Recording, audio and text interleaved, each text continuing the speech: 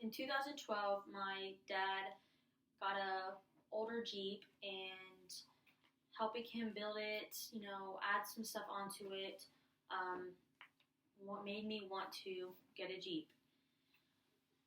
Whether it's hot, cold, or just right outside and you want to ride with the doors off, the roof off, or just the windows down, Jeep is a perfect car to have for that occasion. Removing hardtops on Jeeps isn't as hard as everyone believes it is. I used to believe that it was very hard until I first got mine. And I was kind of figuring out it by myself. It was very easy from then. Getting to know the history of Jeeps, what the tools that are required are for, and how to properly remove the complete hardtop set and put it back on is what I'm going to demonstrate for you guys today. The Jeep legend began in November of 1940 in the early days of World War II, just before the United States entered the war. In 2018, Jeep sold a total of 937,227 vehicles in the U.S. just in 2018. It surpassed its previous yearly sales record of 926,376 in 2016. Jeep sold in just December of 2018 alone 80,449 cars. A fact about Jeeps is for the Jeep's grille, Ford takes credit for it. The exact origin of the Jeep name is a mystery, and a Jeep received a Purple Heart. For the front end of the removal for the passenger and the driver sides, you don't really need any tools required. You just need an extra person if you aren't capable of doing it yourself. Making sure that you have, if you put it in your trunk of the Jeep, make sure it's all cleaned out and there's nothing in there. Or a storage place to set up the two front parts if that's the only part you're taking off. Another thing that's optional for it is a sunshade. So, during the summer, especially in Florida, it gets very hot and you want to block out all that sun. A sunshade is perfect for it. They make it for the back too, but we'll get into that in a little bit. For the rear end removal of the Jeep, you're going to need an additional person for sure, or persons, a drill or ratchet, a driver's socket, a T40 Torx bit, and this is optional, is a sunshade as well. But the sunshade for the back covers the entire thing. It's not separated. If you take the whole thing off, it covers the front and the back. So for the process of the front end removal, you're going to first want to do the driver's side.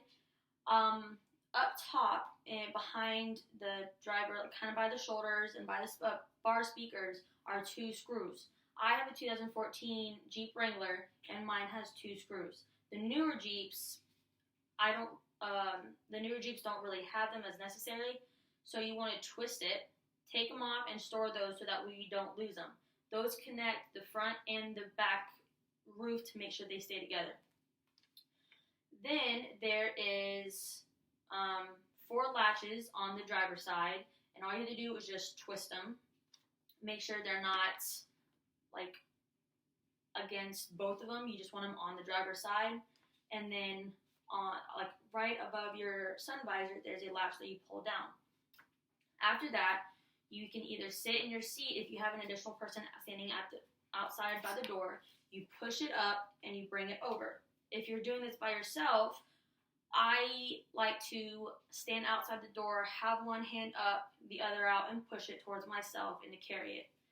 You want to do the same over for the passenger, but when you have the driver's side door or roof off first, make sure your trunk is open, the back window is flipped up, and you want to lay it down on the outside roof, or the inside of the roof, down on the carpet.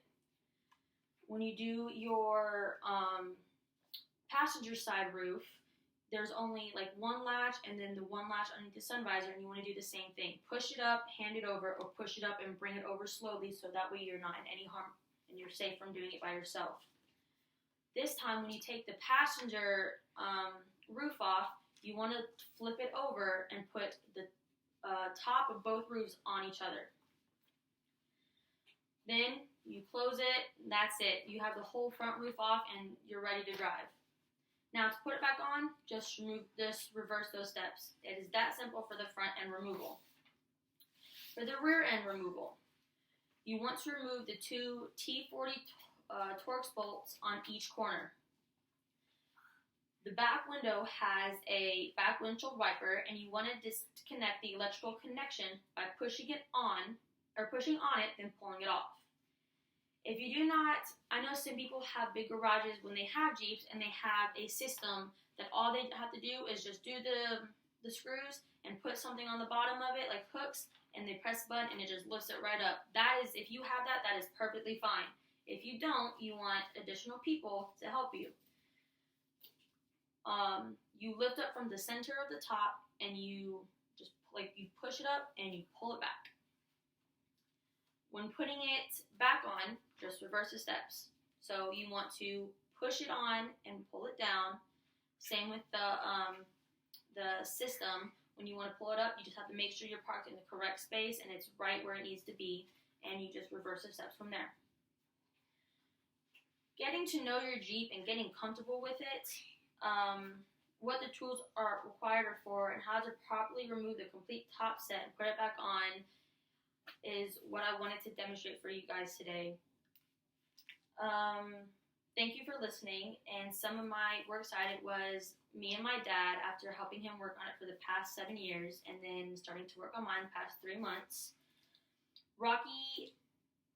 RockyMountainExpeditions.com, CJPhonyParts.com for 2 of them, Google.com, and Autoraptor.com.